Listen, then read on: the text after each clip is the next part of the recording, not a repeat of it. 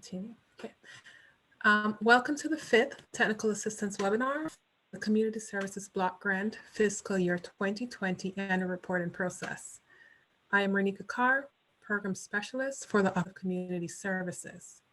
Today's webinar will focus on the reporting process for the Csbg CARES and Csbg Disaster Supplementals and includes training information on how to complete supplemental annual reports.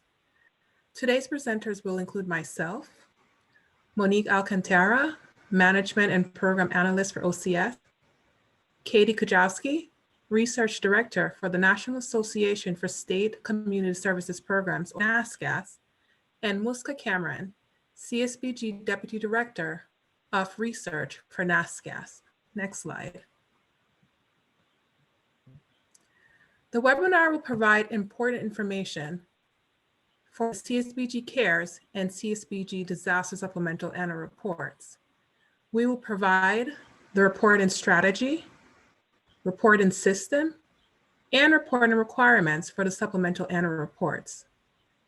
The specific reporting requirements, the Csbg CARES Supplemental Annual Report, and the Csbg Disaster Supplemental Annual Reports Module 1, as well as information on the Csbg CARES and Disaster Modules 2, the Csbg CARES Disaster Supplemental Modules 4, as well as Module 3. And we will also provide information on resources and upcoming meetings. Next slide. I will now provide a brief overview of the reporting strategy and system for the supplemental annual report. For the reporting strategy, states and eligible entities will report on their use of Csbg CARES supplemental funds as well as Csbg Disaster Supplemental Fund using a modified and simplified version of the regular Csbg annual report. Next slide. For the reporting system, we will continue to use the online data collection system via Grant Solutions. Like the regular report, Module 1 will be a direct data entry into OLDC. Module 3 will be an attachment, and Modules 2 and 4 will be the use of smart forms and state systems. I will now hand it over to Monique Alcantara, who will provide an overview of the reporting requirements for the Csbg CARES Supplemental.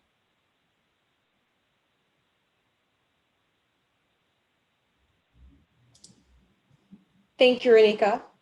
Before I get started, I just want to note that while there are similarities in all three annual reports, there are some differences.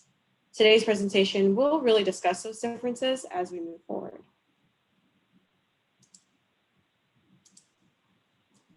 The Csbg CARES Supplemental general information about Module 1.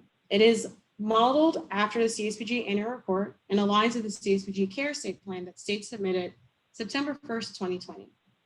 The Csbg CARES Supplemental is based on the CARES activities and funds for starting January 20th, 2020 and through September 30th, 2020. OCS requires that all states submit Module 1, even if you're not able to answer every question. So there should be no blank reports. There are 6 sections that request information for Module 1, as noted on the slide. There's Section A, Section B, Section E, Section F, Section G, and Section H. I would like to remind everyone about a Csbg CARES Supplemental Flexibility that was provided by the Office of Management and Budget, Memorandum 20-11. Awarding agencies may allow necessary pre-award costs that are incurred from January 20th, 2020 through public health emergency period and prior to the effective date of a federal award. In essence, this means that states and eligible entities can reimburse costs back to January 20th, 2020.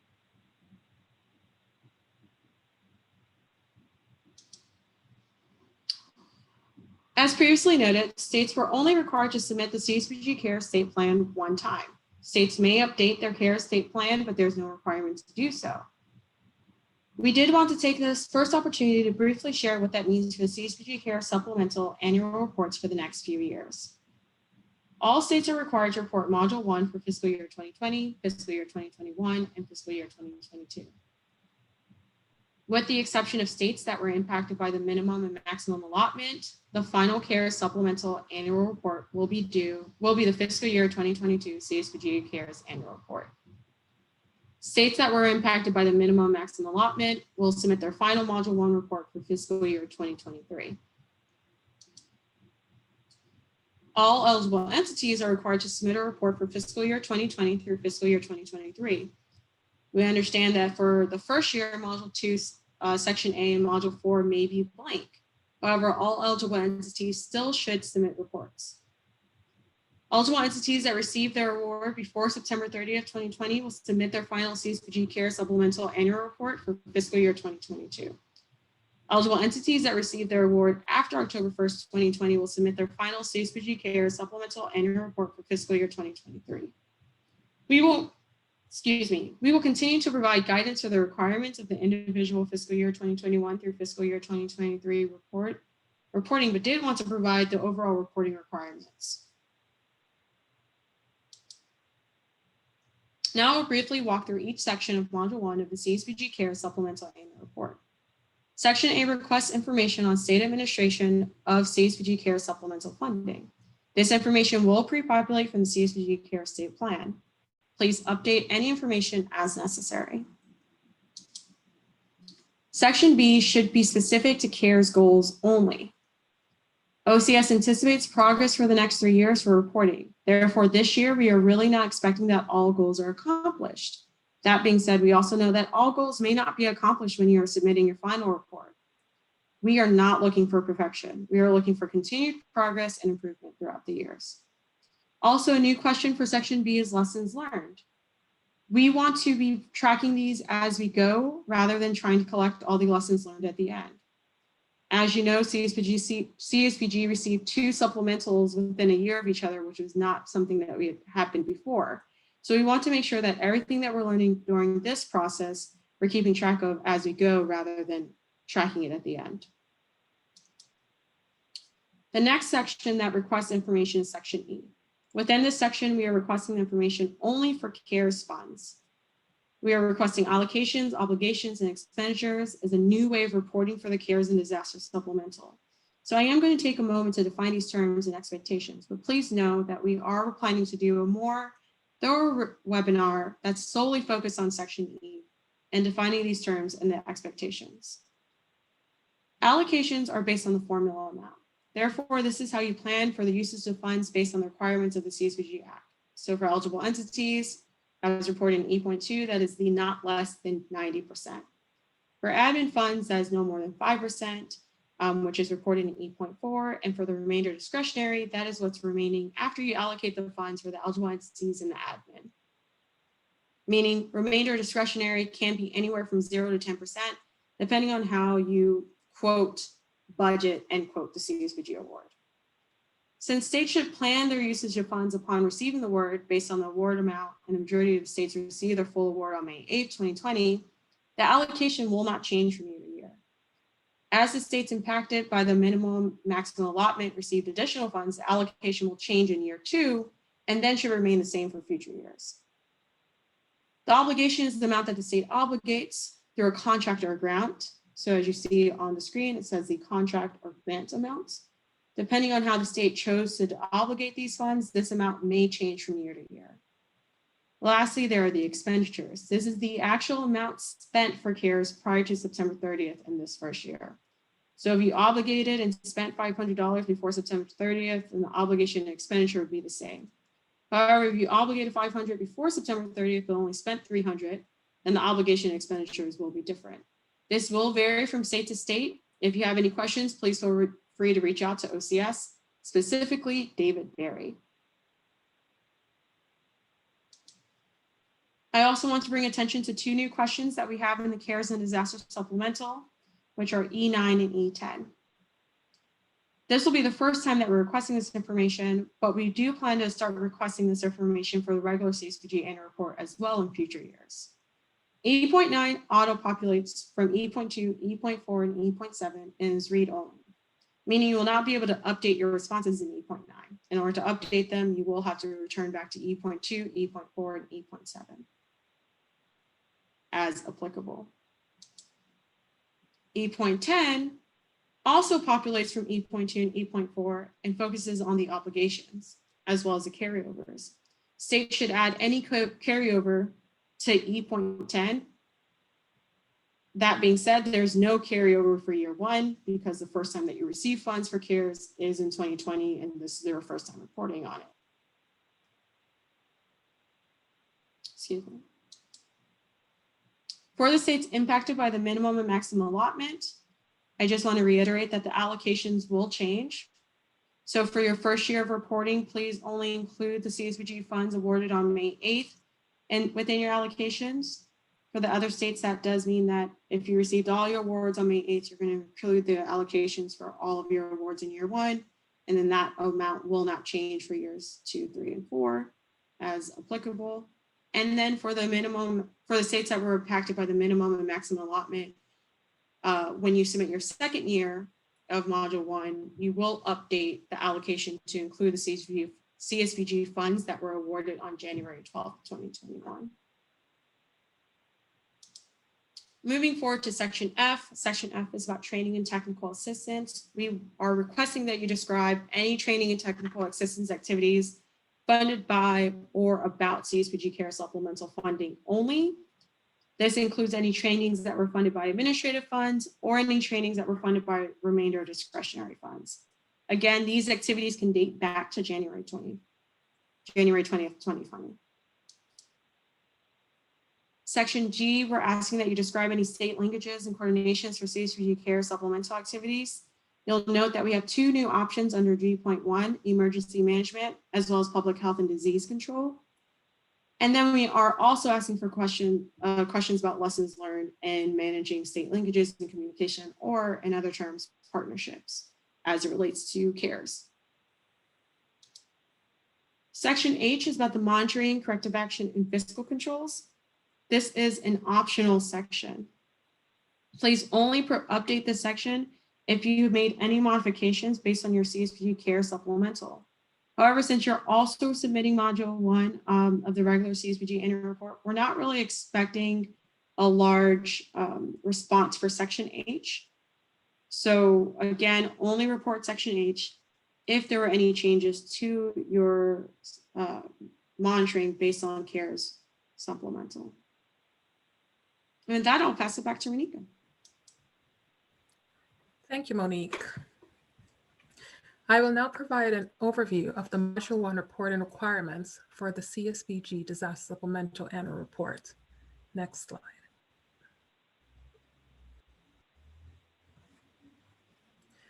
Like the CARES Annual Report, the CSBG Disaster Supplemental Annual Report is modeled after the regular CSBG Annual Report Module 1. For this report, the information that is requested in Module 1 is created to align with the information requested in the CSBG disaster state plans. Please note that although for Stage 1 and 2, states received their funds well after the start of the federal fiscal year, the reporting period for the fiscal year 2020 Disaster Supplemental Annual Report is October 1st, 2019 through September 30th, 2020. More information about the report and period will be provided on the next slide. Please note that for this annual report, grantees are to report on activities used in CSBG disaster supplemental funds only. OCS recognizes that some states may have limited or no activities to report. However, for Module 1, states should provide information on what they describe in their applications on the planned allocations, even if no services were provided. Therefore, there should be no blank reports for Module 1. To help reduce the burden to the states, OCS only requests information on 3 areas from the original annual report. This includes Section A, that describes the CSBG administrative information, Section E on the state use of funds, and Section F on state training and technical assistance. Next slide. For the CSBG Disaster Supplemental, there are some flexibilities that OCS wanted to highlight and to serve as a reminder to grantees. As noted in the additional supplemental appropriations for Disaster Relief Act 2019, which was passed by Congress, as well as in guidance provided in the Csbg Information Memorandum number 156 on the Csbg Disaster Relief Supplemental Funds, grantees may reimburse for any services or expenditures from the date of their presidentially declared disaster that occurred in calendar year 2018 or 2019, and not just for services paid for between October 20 to September 30th, 2020. For the first round of reporting, grantees may report on any services or expenditures reimbursed for or supported through September 30th, 2020. Next slide. The Csbg Disaster Supplemental includes the three-stage process, meaning that eligible states submitted 3 applications in fiscal years 2020 and fiscal year 2021. In fiscal year 2020, grantees submitted applications for stages 1 and 2. For those set of funds, grantees will be provided information for the fiscal year 2020 and 2021 annual reports. For the current fiscal year 2021, Csbg Disaster Supplemental grantees will submit their Stage 3 applications, for which they will submit annual reports for fiscal years 2020, 2021. Sorry, fiscal 2020 and 2022. Next slide, please. I will now address the 3 sections that states will provide information for in Module 1 of the Csbg Disaster Supplemental Annual Report. The first section will be Section A that focuses on Csbg administrative information. The section requests information on the state's administration of the Csbg Disaster Supplemental funding. Information on the state lead agency will pre-populate from the Csbg Care Supplemental Plan, and therefore the individual completing the form will not need to input anything. If the contact information for your state lead agency has changed since the submission of the Csbg Care Supplemental State Plan, please update this section. Next slide, please. I will now provide instructions on Section E on state use of funds, with a focus on items E.2, E.4, and E.7. Section E reports on funds the states received and spent during the fiscal year. States should provide information on the Csbg eligible entity or entities that the state provided funds to, planned allocation, obligation, and expenditure of funds. As previously noted, states will only report information for the Csbg Disaster Supplemental Funds. In Section E, allocation amounts should be identical to the total amounts of allocations as reported in the approved Stages 1 and Stage 2 plans for the fiscal year 2020 annual report. Next slide, please. The third and final section of Module 1 for the Csbg Disaster Supplemental Annual Report is on Section F on training and technical assistance. For this section, states should describe the training and technical assistance activities that were funded using the Csbg Disaster Supplemental funds. This includes trainings funded by administrative funds as well as discretionary funds. These activities can date back to the beginning of the reporting period of October 1st, 2019. I will now pass the baton to Katie Kujawski, who will discuss the reporting requirements for Module 2. Great, thank you so much, Renika. We are going to take a look at what is in the supplemental forms, and we are going to start with Module 2. So let's take a look at the next slide. As most folks in the network are aware of at this point, there are separate reports for CARES and Disaster Supplemental. Just a reminder that this is in addition to your regular report. So everyone will also report the CARES and Disaster activities and money in your regular report, as well as these supplementals. So everyone who everyone in the network will provide a Module 2 CARES report, and those CAAs who also received disaster funds will complete a disaster report for their states.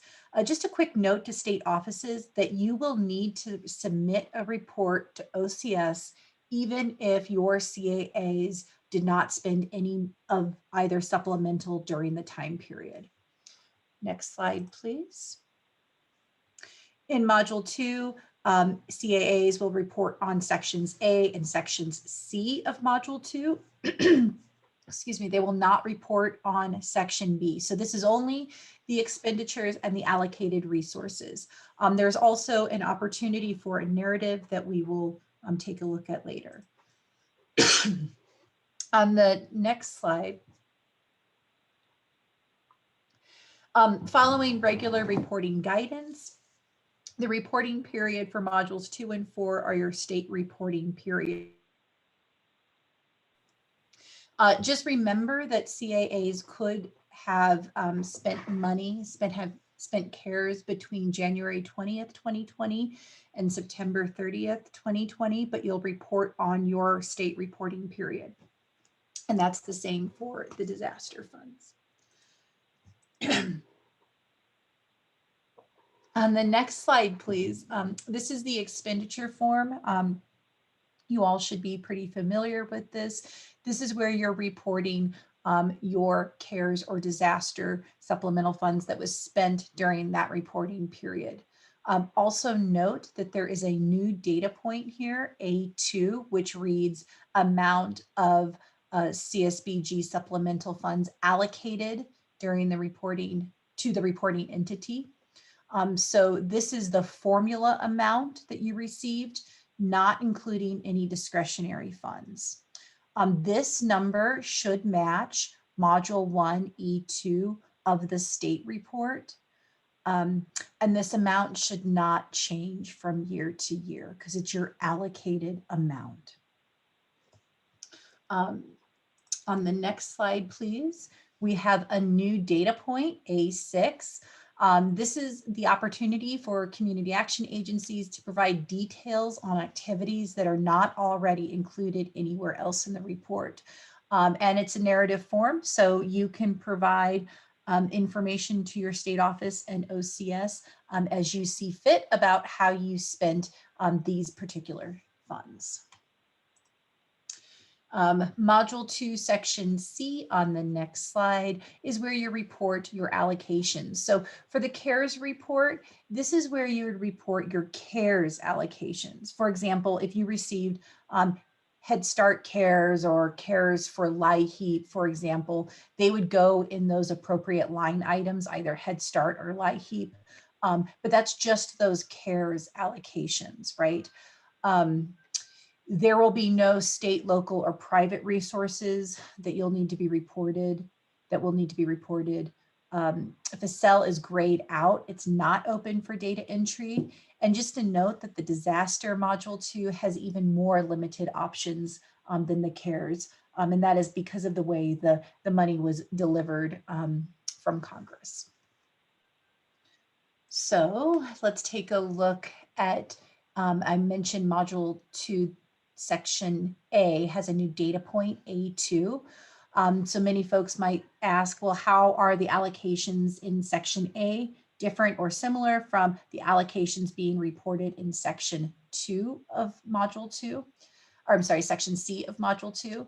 And this slide tells you. So A2 in that section A of module 2 matches the allocation in module 1, section E. This amount should not include any discretionary or carryover. So it is just that purely allocated amount. It is from the state's 90% funds that are directed to local agencies. Section C, item C2, should include discretionary or carryover if you have those to report in your allocation. It may match A2, but it does not need to. That is it for module 2. I'm going to turn it over to Muska, who will talk about what you will see in module 4. Great, thanks, Katie. Let's talk about the reporting requirements for the CARES and Disaster Supplemental for Module 4. Next slide. So just like with Module 2, there will be separate Module 4 reports for both the Csvg CARES and the Disaster Supplemental Fund. So remember, Module 4 is where you're reporting your outcomes, your services, your characteristics. However, for the supplemental report specifically, you will only be talking about services. So that is that section B of Module 4. So when you get the smart forms, you'll notice that you will only be able to see the services. Next slide. We can show you a screenshot of some changes that we did make to the services. For the most part, they are identical. The only difference is that in the CARES report, we added 3 new services. The first of those new services, you will find that in the income and asset building domain. So that's your service 3s, and you'll notice right there at the bottom, there's a service 3R for direct financial assistance. That's if you did something like cash assistance to serve families, etc. So that would go there. And then on the next slide, you'll see the 2 other services that we added. They were added to the services supporting multiple domains. So those are your services 7. And you'll see again right there at the bottom that we added Csbg Care Support Services, which include Service 7P, Personal Protective Equipment, PPE, and then Service 7Q, COVID testing. So those are the 3 new services that were added to the existing set of services in Module 4 for the CARE Supplemental Report. Next slide. Please note that the Disaster Supplemental Report does not have these new services. So the Disaster Report will only include the existing set of services that we have in the regular report.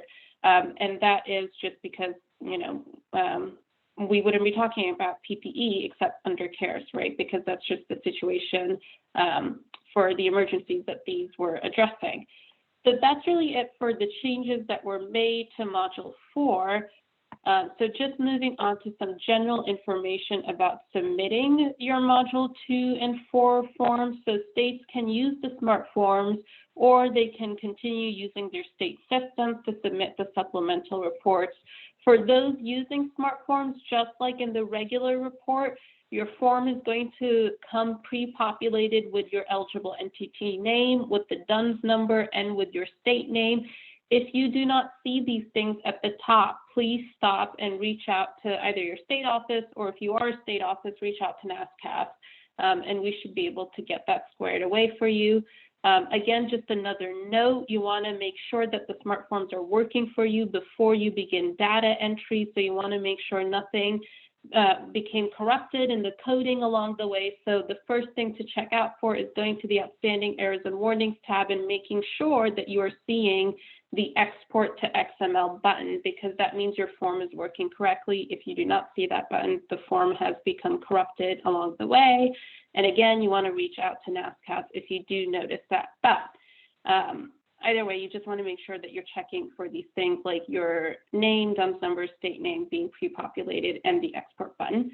There will be no previous year data in the smart form, and that is simply because this is the first year you will be submitting these reports, so there is no previous data to compare it to.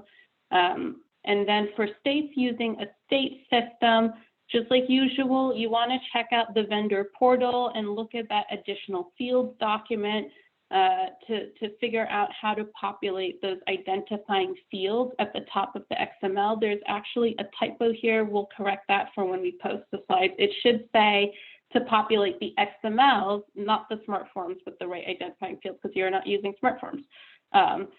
So do check out that document. It should have new grant numbers for CARES and disaster. I believe that is the only thing that actually changes in the identifying field, so everything else should be the same. The only thing that will really be different is the number that you're putting in for the grant number, because it will be different for the regular report versus the CARES report versus the disaster report. So please make sure that you are noting those down correctly.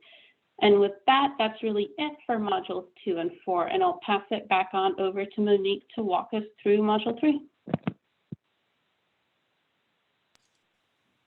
Thank you, Muska. So I will briefly talk about Module 3. As we noted that there is only one Module 3 report for all 3 funding streams, so that's CSBG, regular CSBG, CARES, and disaster. There are two new questions within the form.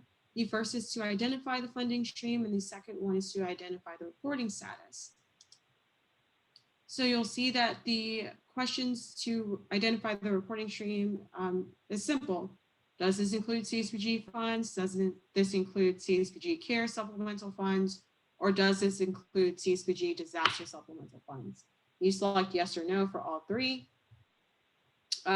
Just as a note for everyone, if you are submitting a community transformation through the CSBG annual report, it should include at least one of the funding streams. It does not have to include all 3. It can include any combination of the 3, but it should include at least one.